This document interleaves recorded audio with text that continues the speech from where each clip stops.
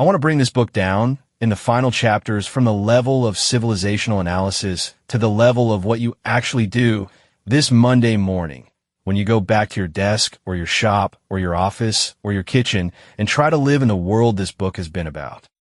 The civilizational analysis is the easy part. The actual living is the part that books are bad at, and that I am about to be inadequate at, but that I want to try to be useful about anyway. I'm going to give you 11 things. Some are habits. Some are decisions. Some are postures. None of them, on their own, will solve the AI question for you. All of them, together, will put you in a better position than most of your peers. 1. Use AI every day on real tasks with real stakes.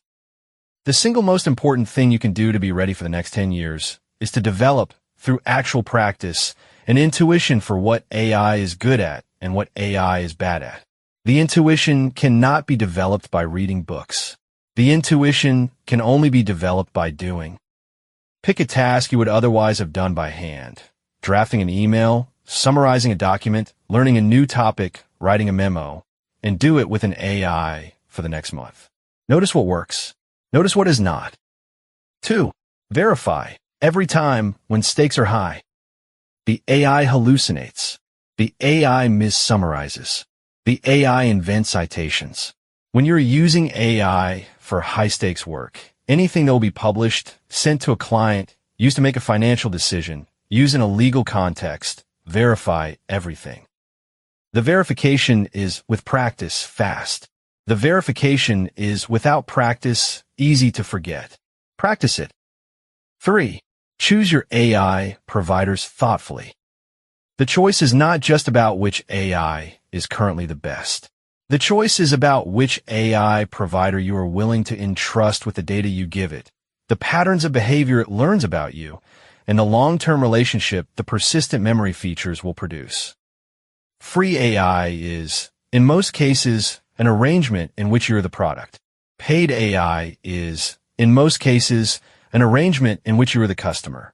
The latter is, in 2026, generally a better arrangement. 4. Build a written record of what you want your AI to know. The persistent memory features depend on what you tell the AI about yourself. The document is, in some sense, your relationship contract with the AI. Maintain it. 5. Mark certain things as off-limits to the AI. The complement of telling the AI what to know is telling the AI what not to know. There are things in your life that you do not want to be in the persistent record. Late night, vulnerable conversations, health information, family disagreements. The off-limits zones are, in some respects, where your dignity lives. 6. Maintain manual skills you might otherwise lose. The temptation, with AI for everything, is to lose the underlying skill. The writer who lets the AI draft every email forgets, slowly, how to draft an email. The coder who lets the AI write every function forgets how to write a function. Pick the skills that are central to your sense of competence and practice them, periodically, without AI assistance. 7. Invest in your human relationships with intention. The AI is going to make your professional life more efficient. The efficiency, on its own, will not produce a better life. The better life requires you to spend the time the AI gives you back on the relationships that matter to you. Schedule the lunches. Make the phone calls. Visit the parents. Show up for the friends. 8. Stay informed about AI policy. The decisions being made in 2026 through 2031 about how AI is regulated, taxed, deployed, and constrained will shape your life for the rest of your life.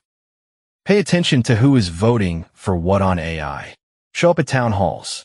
Write to your representatives. Vote. 9. Save more than you think you need to.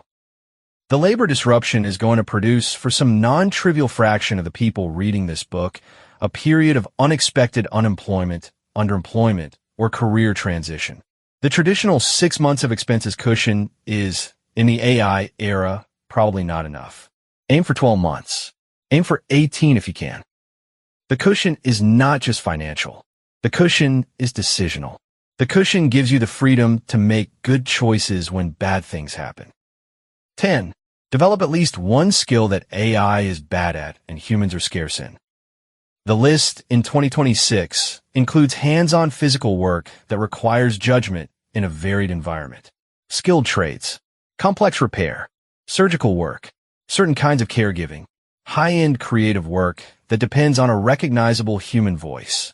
Senior management of teams that include both AIs and humans. High-stakes negotiation and relationship management. Novel scientific research at the frontier. Emergency response work that requires real-time physical presence.